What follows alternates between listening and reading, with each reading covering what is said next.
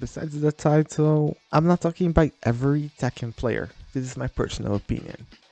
Hello and welcome to my channel. I wanted to do this video have a long time. Just felt like it wasn't worthy, but I had to talk about this game. I know this game came out like in 2012. It's been 12 years already. I was 12 when I played this. I'm getting old, Mike. Actually, by the time I'm recording this, it's been 11 years and 1 month. Whatever, I don't know how late you see this video. Let me set aside all these intrusive feelings and give you some concise information by topics. And before we start, remember, it's my personal opinion. We can all talk freely in the comments about it. I hope. Well, let's start with the things I liked first. There are a few things that I actually liked. Number 1. Concept. I like the idea of putting together two of the most influential fighting games in the same space, Street Fighter and Tekken. They really had the statement, and I set my expectations high for this one. Maybe that's why it hit me in a bad way. But yeah, we just need better execution of this move. Maybe a new Street Fighter cross Tekken could fix it. Or maybe not. See, a comment Tekken sub. Wow. It would be another project, so who knows, right? Maybe this won't be a disaster. 2. The trailers. These trailers are awesome. I had a lot of fun watching every single one of these, not gonna lie. And I listen to some of these songs almost every day. We are the children we reject and disregard. The booking looked really promising. It was nice to see. With booking, I mean, you know, the way they made the videos, you get it. 3. The characters. The roster is actually pretty solid. In the Tekken side, of course. I'll talk more about it later. 4. Ladies Alternative Custom. It says by itself. Next. Yes, I'm into fashion and things like that. I just love his design. I love it. I really love it. It's hands down one of the best customs in the game. 5. Stages. And finally, the stages are beautiful. The cosmic elevator was my favorite. I peeked it most of the time. Just to watch back the animation, that's really fun. I love it. 6. Character specific green voice lines. Even though some of these sounds quite a random, some are really good as Jin defeating Ogre. I mean, some character specific voice lines, we don't really have much. We have these now fight rivals thing, but then have the character specific wing lines, which is after the battle. And some of these are actually pretty good. They had some Easter eggs, some references, why some characters are not in the game. It's fun, but they're sometimes really random. 4. Oh, I mean, 7. 4-player mode. Scramble battle is a chaotic mess. Plug for controllers and go, don't miss it. Now, let's get to the deep frustration I had playing this game. 1. Overall experience. I like the first hours of gaming. The intro slaps. It's amazing. Probably one of the best fighting game intros I've ever seen. Still not beating Tekken 5. The customization was kind of disappointing, and then I found out I could download all colors for free. Relieved, but still confused why it went in the base game for the first place. Why? Why not? But yeah, the only problem with the gameplay is in my eyes is the fact that the game is 2D. I don't feel comfortable with 2D games overall. I feel like I'm trapped inside a box and I can't really do things. I'm used to the Tekken movement in short words. For some comparison, my first fighting game was Tekken Tag 1, and anything you do there, the camera flips. So you can see why it was so strange to me. 2. The characters. Keep in mind, I'm talking about the Tekken side. This is more of a why is this character here as a duo, which is one and not a one problem. I think that was also a problem with the Street Fighter side. Even though I didn't play Street Fighter before, I saw some duels and I was like, really? And who are all these people? Because I only played up to Street Fighter 3. Like, when I mean I didn't play it before, it was like get to play and meet the game. That's what I meant. Because playing Street Fighter, I played a few on PS2. And let me tell you, I always liked Tekken more. So, anyway, this was me trying to give a chance to Street Fighter franchise because not everyone, but a lot of people like it and find it iconic and enjoy it. I just can't. It's not for me. Well, let's go back to the video. I'm sorry about that. Well, going back to the characters and why they don't feel like Tekken characters at all. It feels like you get the appearance of the character, but the personalization was out of it. Some were really, really wild and others not so much. And there's still the relationship between the characters, which is even weirder. Bob and Julia never met.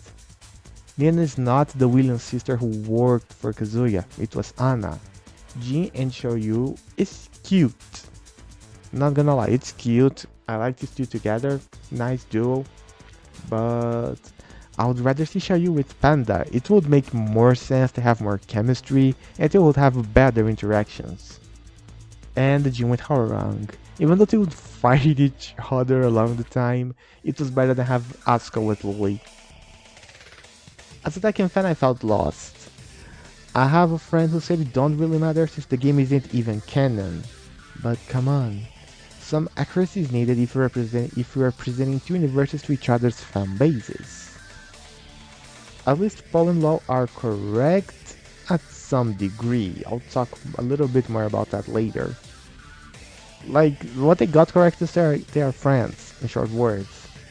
I can see Kuma and Hachi as a duo, and sadly Lily with Asuka, which is a problem even in Tekken. What is going on with these two? I'm tired of that. 3. Gem customization. This also was a huge shot, and it landed on their feet. They sell gems as DLCs, either as free or overpriced. You pick it. And besides of being overpriced, they're really overpowered. And you could experiment different combinations, and since it's a tag game, you could make even deeper analysis along characters' moves, strategies, and so on. Again, not a bad concept. It will give some complexity to the game, which is always welcome, but the gems didn't last that long, so would you really bother doing that? Would you really bother using these? I think there are a few DLC gems that lasted a whole match. I don't remember, but probably there is, because there's so many different kinds of them. 4. Story. This is 60% on why I'm doing this video. And the other 40% is because of the 2D mechanic. Just kidding, let's go. 60% of why I'm doing this video. Where does this take place for a Tekken fan? It's a serious question. Where does this take place for a Tekken fan? I believe for Street Fighter fans, probably while the events of Street Fighter 4, like Ultra Street Fighter 4 events, there's even a crossover for these DLCs. Like if you have Street Fighter Cross that's stored on your Xbox 360. If you have Street Fighter Cross Tekken save on your Xbox 360 files, and then you get to play Ultra Street Fighter 4. You can get extra customs for Elena Dudley. Is it Elena Dudley? I don't remember Dudley. Dudley's on. I don't know. It's Elena, Rolento, Poison, and DiCaprio. Yeah, that's it. There's a long time I don't play this game. I don't think I'll ever play again. Wow. So, back. Where does this take place for a Tekken fans? It's a serious question. We have characters from games from Tekken 1 to 6, which is amazing. And we can check Tekken 7 or 8 from the list. We don't need to bother about that because it was before these games. Well, you might say, but this is not a canon game. Take a look at Tekken non-canon games, for example. They all take place at Gary's mind. More specific, the tag series takes place on Gary's mind. And even more specifically, his dreams. Which was confirmed by Tekken director Katsuhiro Harada. Yes, this also brings some logic to the non-canon timeline of Tekken. Tekken Tag 1 is a random top game you had after Tekken 3 and dreamt about it. And Tekken Tag 2 is a random top game you had after Tekken 6 and dreamt about it. As you can see, there's some consistent ways to take these games' place at. And when you get to look at Street Fighter Cross Tekken, you get kinda confused. There's characters from Tekken 4, 5, and 6. Ogre died in Tekken 3, and he's key Street Fighter Cross Tekken. Is this game happening right after Tekken 3 or before Tekken 3? There's also this question. Are we killing Ogre at the same time or are we not? And some characters that even existed back then and would probably be younger than what they are being showed for us, like Asuka and Lily. They would be 1 year younger. Lars and Alisa wouldn't even be created, she's a robot. See, this is confusing, this is weird. This is happening right after Tekken 3, before. Another thing that points that this could take part after or during Tekken 3 is Yoshimitsu's design, but the only reason is that his Tekken 3 outfit is the most popular. There's no way, there's no secret, that's why. We all know about that. So, Nina never worked for Kazuya by the time this game launched, remember that? And having these two together was really weird. Christy never met Lei, but here's explained why they're a duo, and they're looking for Eddie, something that was already solved in the Tekken universe by the time this game came out.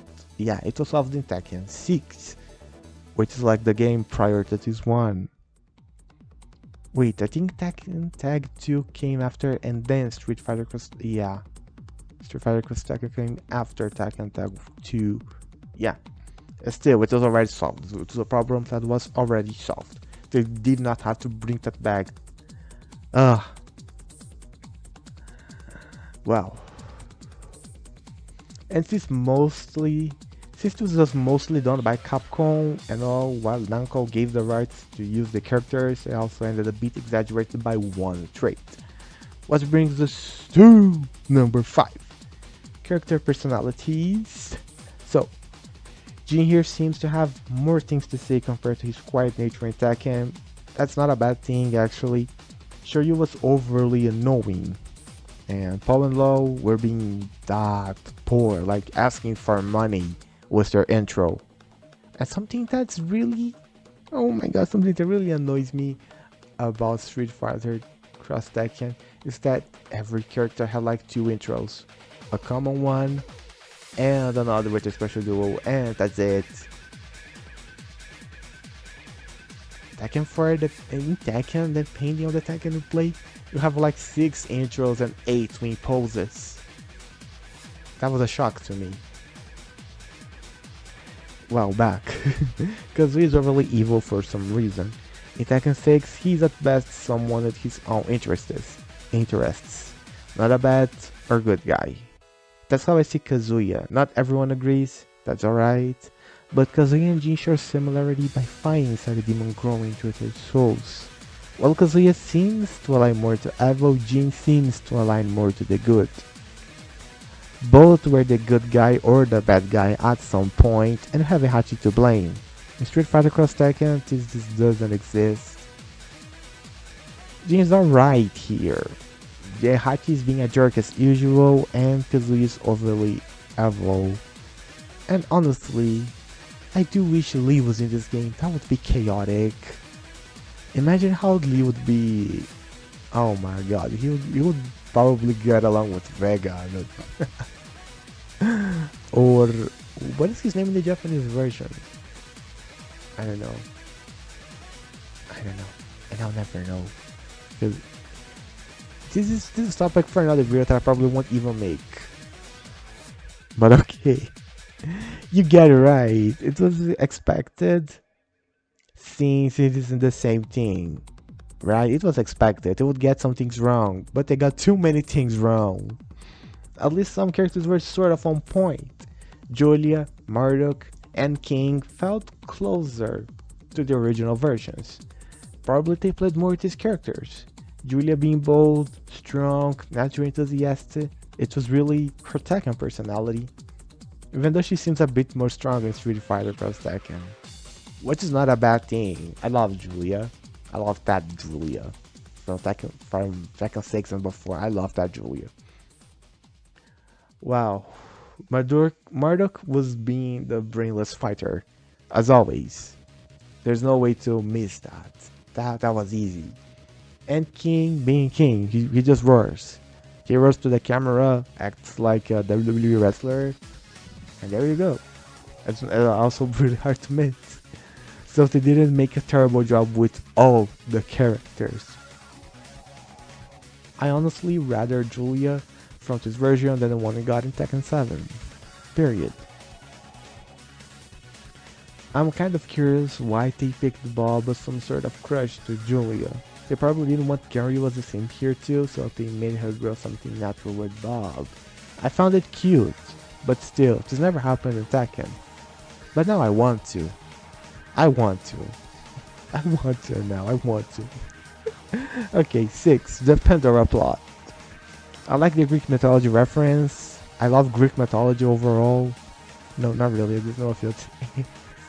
Okay, but for some reason this is one of the weirdest plots ever in a video game. I don't mean weird as like strange, I mean weird as where's the logic? Well, this game lost a lot of it anyway, why bother with about the plot, right? Like you have different designs, you get the point. So the plot, let it be just an nonsense as a game projection. Let's just go. A box came from space, and none of the endings really explain why it landed, who dropped it, why it's there, why Antarctica. And I decided to play the game, and I played this game hoping for an answer and nothing. Yes, I played it even to reinforce my last statements. I lost my Xbox 360 copy, and that makes me sad, because I could sell it to someone. And I downloaded for free on PC just for the sake of this video. I didn't want to steal other players' gameplays, also, I would not buy a game that I already had. Like literally, I just lost the disc. My support was already there, it was original disc, so... 80% of my games are digital, since discs are a pain to take care of. Right, it's annoying now, it's 2024 and having discs in 2024, it's weird, like it's rare, really rare. Oh my god, my English is broken. 7. Boring to play alone. Yes, I remember having fun with this game while playing with a friend or a friend of a friend. She's only a friend of a friend of a friend of a friend. This game tired me really quick whenever I played alone. Probably the characters having too little to explore in comparison to Tekken made the playability limited and quick. Being one of these games where you memorize something and suddenly you know everything. Tekken is a complex game, so when you get to learn one character, you pick a few key moves and you can still learn more in battle. And when we fight someone with the same character, it's still unpredictable. Conclusion. Would I recommend this to a Tekken fan? It depends. You might love it, you might hate it. If you enjoy 2D games like King of Fighters, Street Fighter, and so on, of course, have fun. Play it. You enjoy it. I'm not kidding. You're gonna like this game. It's for you. But if you're more into 3D games like Virtua Fighter or Dead or Alive, I will not. This isn't the worst game in the world. It just doesn't hit for me. And of course, you can enjoy both 2D and 3D. I don't. Simple as that. It's okay if you love this game. Have fun. I'll have fun with something else. Would I play it for fun? Wow. Not really, because I tried to. I would say yes. But I already tried it and I had more fun with Tekken Tag 1. In the end, this game had a lot of potential, but it got wasted. And Akuma being guest character in Tekken 7 made me give up of a possible return to this concept in the future, since it's really going to be hard to balance the game. Unless if there's some sort of magical feature that restores your health after you got calmed by a Akuma from the whole stage. Well, we're gonna wait and see. I'm going to end the video on that note, and see you all around the comics. It's over! KO!